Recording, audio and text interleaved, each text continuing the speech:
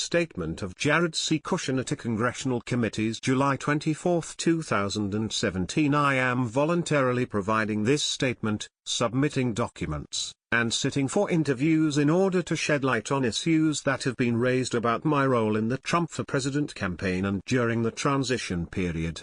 I am not a person who has sought the spotlight. First in my business and now in public service, I have worked on achieving goals, and have left it to others to work on media and public perception. Because there has been a great deal of conjecture, speculation, and inaccurate information about me, I am grateful for the opportunity to set the record straight.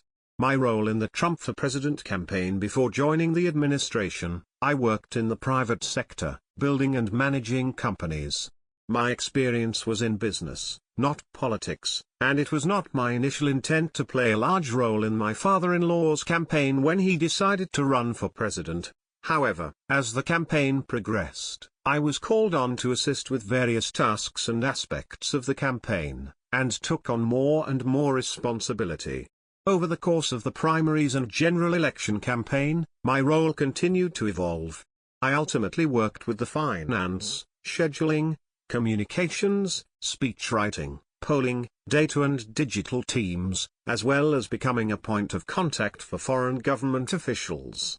All of these were tasks that I had never performed on a campaign previously. When I was faced with a new challenge, I would reach out to contacts, ask advice, find the right person to manage the specific challenge, and work with that person to develop and execute a plan of action. I was lucky to work with some incredibly talented people along the way, all of whom made significant contributions toward the campaign's ultimate success. Our nimble culture allowed us to adjust to the ever-changing circumstances and make changes on the fly as the situation warranted. I share this information because these actions should be viewed through the lens of a fast-paced campaign with thousands of meetings and interactions, some of which were impactful and memorable and many of which were not. It is also important to note that a campaign's success starts with its message and its messenger. Donald Trump had the right vision for America and delivered his message perfectly. The results speak for themselves. Not only did President Trump defeat 16 skilled and experienced primary opponents and win the presidency, he did so spending a fraction of what his opponent spent in the general election. He outworked his opponent and ran one of the best campaigns in history, using both modern technology and traditional methods to bring his message to the American people. When it became apparent that my father-in-law was going to be the Republican nominee for president, as normally happens, a number of officials from foreign countries attempted to reach out to the campaign. My father-in-law asked me to be a point of contact with these foreign countries. These were not contacts that I initiated, but, over the course of the campaign, I had incoming contacts with people from approximately 15 countries. To put these requests in context, I must have received thousands of calls, letters and emails from people looking to talk or meet on a variety of issues and topics, including hundreds from outside the United States. While I could not be responsive to everyone, I tried to be respectful of any foreign government contacts with whom it would be important to maintain an ongoing, productive working relationship were the candidate to prevail. To that end, I called on a variety of people with deep experience, such as Dr. Henry Kissinger, for advice on policy for the candidate, which countries/representatives with which the campaign should engage, and what messaging would resonate. In addition, it was typical for me to receive 200 or more emails a day during the campaign. I did not have the time to read every one, especially long emails from unknown senders or email chains to which I was added at some later point in the exchange. With respect to my contacts with Russia or Russian representatives during the campaign, there were hardly any. The first that I can recall was at the Mayflower Hotel in Washington, D.C., in April 2016. This was when then-candidate Trump was delivering a major foreign policy speech. Doing the event and speech had been my idea, and I oversaw its execution. I arrived at the hotel early to make sure all logistics were in order. After that, I stopped into the reception to thank the host of the event, Dimitri Simes, the publisher of the bi-monthly foreign policy magazine, The National Interest, who had done a great job putting everything together. Mr. Symes and his group had created the guest list and extended the invitations for the event. He introduced me to several guests, among them 4 ambassadors, including Russian Ambassador Sergei Kylyak. With all the ambassadors, including Mr. Kylyak, we shook hands, exchanged brief pleasantries, and I thanked them for attending the event and said I hoped they would like candidate Trump's speech and his ideas for a fresh approach to America's foreign policy. The ambassadors also expressed interest in creating a positive relationship should we win the election. Each exchange lasted less than a minute. Some gave me their business cards and invited me to lunch at their embassies. I never took them up on any of these invitations, and that was the extent of the interactions. Reuters news service has reported that I had 2 calls with Ambassador Kylyak at some time between April and November of 2016. While I participated in thousands of calls during this period, I do not recall any such calls with the Russian ambassador. We have reviewed the phone records available to us and have not been able to identify any calls to any number we know to be associated with Ambassador Kylyak, and I am highly skeptical these calls took place. A comprehensive review of my landline and cell phone records from the time does not reveal those calls. I had no ongoing relationship with the ambassador before the election, and had limited knowledge about him then. In fact, on November 9th, the day after the election, I could not even remember the name of the Russian ambassador. When the campaign received an email purporting to be an official note of congratulations from President Putin, I was asked how we could verify it was real. To do so, I thought the best way would be to ask the only contact I recalled meeting from the Russian government, which was the ambassador I had met months earlier, so I sent an email asking Mr. Symes, "What is the name of the Russian ambassador?" Through my lawyer, I have asked Reuters to provide the dates on which the calls supposedly occurred or the phone number at which I supposedly reached, or was reached by, Ambassador Kylyak. The journalist refused to provide any corroborating evidence that they occurred. The only other Russian contact during the campaign is one I did not recall at all until I was reviewing documents and emails in response to congressional requests for information. In June 2016, my brother-in-law, Donald Trump Jr. asked if I was free to stop by a meeting on June 9 at 3 p.m. The campaign was headquartered in the same building as his office in Trump Tower, and it was common for each of us to swing by the other's meetings when requested. He eventually sent me his own email changing the time of the meeting to 4 p.m. That email was on top of a long back and forth that I did not read at the time. As I did with most emails when I was working remotely, I quickly reviewed on my iPhone the relevant message that the meeting would occur at 4 p.m. at his office. Documents confirm my memory that this was calendared as meeting, Dom Jr. vertical bar Jared Kushner. No one else was mentioned. I arrived at the meeting a little late. When I got there, the person who has since been identified as a Russian attorney was talking about the issue of a ban on U.S. adoptions of Russian children. I had no idea why that topic was being raised and quickly determined that my time was not well spent at this meeting. Reviewing emails recently confirmed my memory that the meeting was a waste of our time and that, in looking for a polite way to leave and get back to my work, I actually emailed an assistant from the meeting after I had been there for 10 or so minutes and wrote, "Can you please call me on my cell? Need excuse to get out of meeting." I had not met the attorney before the meeting nor spoken with her since. I thought nothing more of this short meeting until it came to my attention recently. I did not read or recall this email exchange before it was shown to me by my lawyers when reviewing documents for submission to the committees. No part of the meeting I attended included anything about the campaign. There was no follow-up to the meeting that I am aware of. I do not recall how many people were there, or their names, and I have no knowledge of any documents being offered or accepted. Finally, after seeing the email, I disclosed this meeting prior to it being reported in the press on a supplement to my security clearance form, even if that was not required as meeting the definitions of the form. There was one more possible contact that I will note. On October 30, 2016, I received a random email from the screen name Gourcuff 400. This email, which I interpreted as a hoax, was an extortion attempt and threatened to reveal candidate Trump's tax returns and demanded that we send him 52 bitcoins in exchange for not publishing that information. I brought the email to the attention of a U.S. Secret Service agent on the plane we were all traveling on and asked what he thought. He advised me to ignore it and not to reply, which is what I did. The sender never contacted me again. To the best of my recollection, these were the full extent of contacts I had during the campaign with persons who were or appeared to potentially be representatives of the Russian government. The transition period after the election was even more active than the campaign. Starting on election night, we began to receive an incredible volume of messages and invitations from well-wishers in the United States and abroad. Dozens of messages came from foreign officials seeking to set up foreign leader calls and create lines of communication and relationships with what would be the new administration. During this period, I recall having over 50 contacts with people from over 15 countries. 2 of those meetings were with Russians, neither of which I solicited.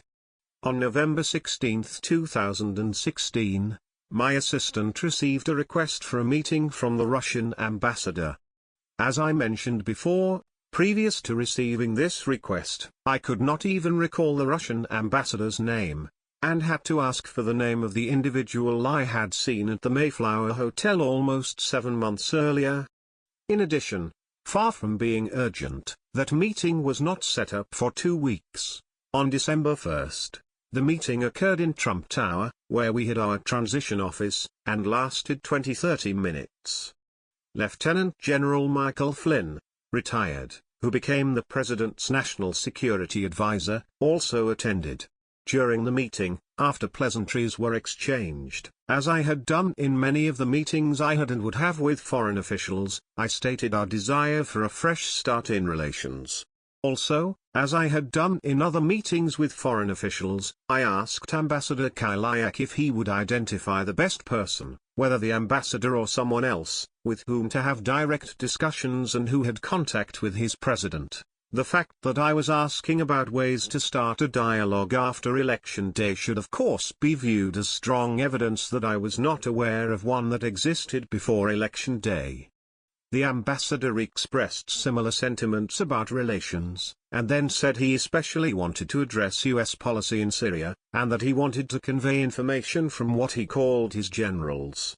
He said he wanted to provide information that would help inform the new administration. He said the generals could not easily come to the U.S. to convey this information, and he asked if there was a secure line in the transition office to conduct a conversation. General Flynn or I explained that there were no such lines. I believed developing a thoughtful approach on Syria was a very high priority given the ongoing humanitarian crisis, and I asked if they had an existing communications channel at his embassy we could use where they would be comfortable transmitting the information they wanted to relay to General Flynn. The ambassador said that would not be possible, and so we all agreed that we would receive this information after the inauguration. Nothing else occurred. I did not suggest a secret back channel. I did not suggest an ongoing secret form of communication for then or for when the administration took office. I did not raise the possibility of using the embassy or any other Russian facility for any purpose other than this one possible conversation in the transition period. We did not discuss sanctions. Approximately a week later, on December 6th, the embassy asked if I could meet with the ambassador on December 7th. I declined. They then asked if I could meet on December 6th. I declined again. They then asked when the earliest was that I could meet. I declined these requests because I was working on many other responsibilities for the transition. He asked if he could meet my assistant instead, and, to avoid offending the ambassador, I agreed. He did so on December 12th. My assistant reported that the ambassador had requested that I meet with a person named Sergei Gourcuff, who he said was a banker and someone with a direct line to the Russian president, who could give insight into how Putin was viewing the new administration and best ways to work together. I agreed to meet Mr. Gourcuff because the ambassador has been so insistent, said he had a direct relationship with the president, and because Mr. Gourcuff was only in New York for a couple days. I made room on my schedule for the meeting that occurred the next day, on December 13th. The meeting with Mr. Gourcuff lasted 20 to 25 minutes. He introduced himself and gave me 2 gifts. One was a piece of art from Novgorod, the village where my grandparents were from in Belarus, and the other was a bag of dirt from that same village.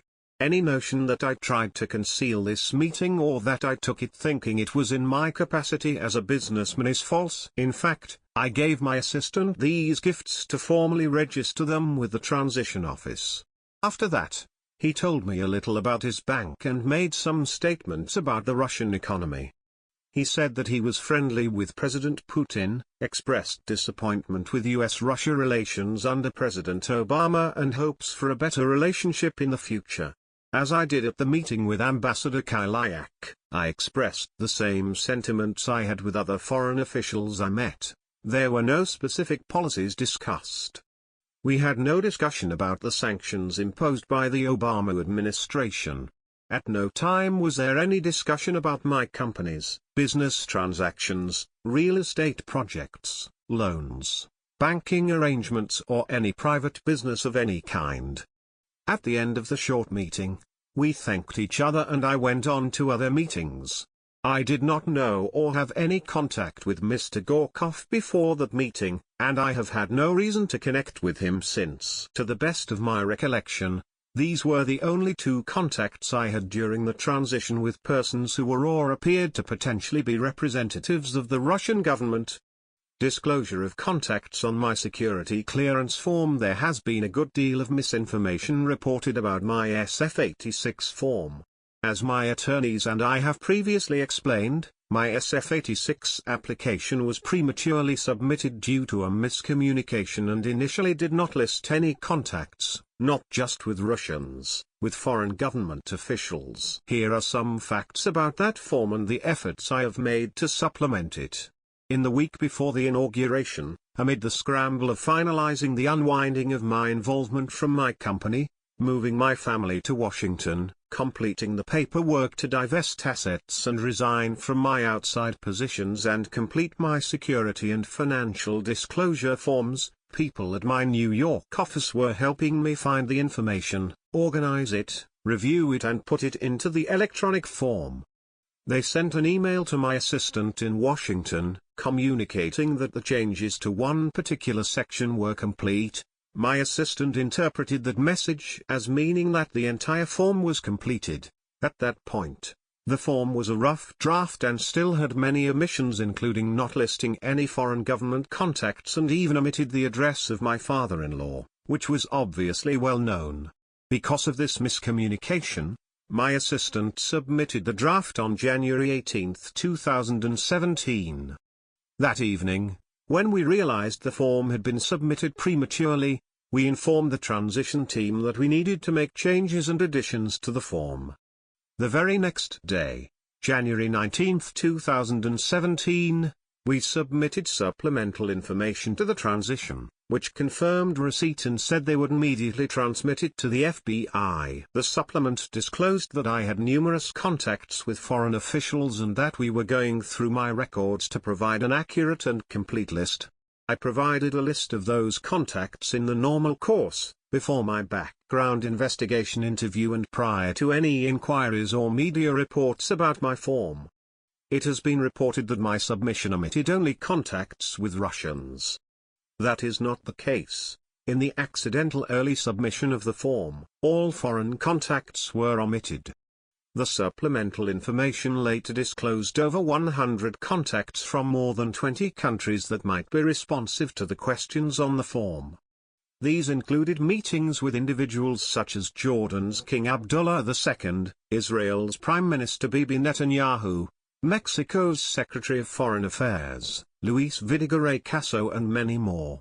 All of these had been left off before. Over the last 6 months, I have made every effort to provide the FBI with whatever information is needed to investigate my background.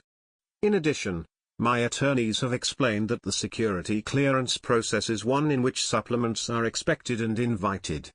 The form itself instructs that, during the interview, the information in the document can be updated, clarified, and explained, as part of the security clearance process. A good example is the June 9th meeting. For reasons that should be clear from the explanation of that meeting I have provided, I did not remember the meeting and certainly did not remember it as one with anyone who had to be included on an SF-86.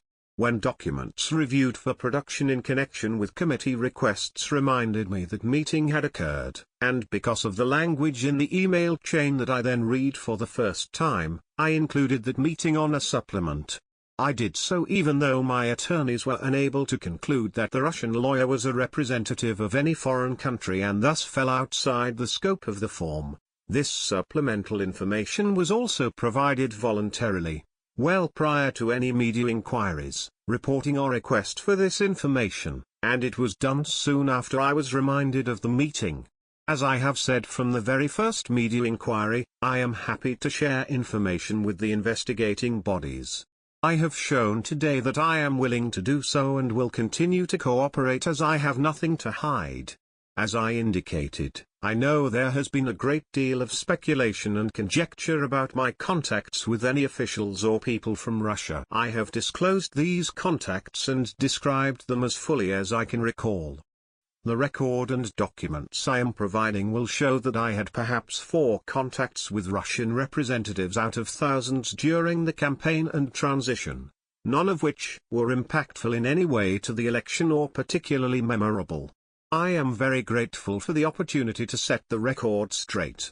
I also have tried to provide context for my role in the campaign, and I am proud of the candidate that we supported, of the campaign that we ran, and the victory that we achieved. It has been my practice not to appear in the media or leak information in my own defense.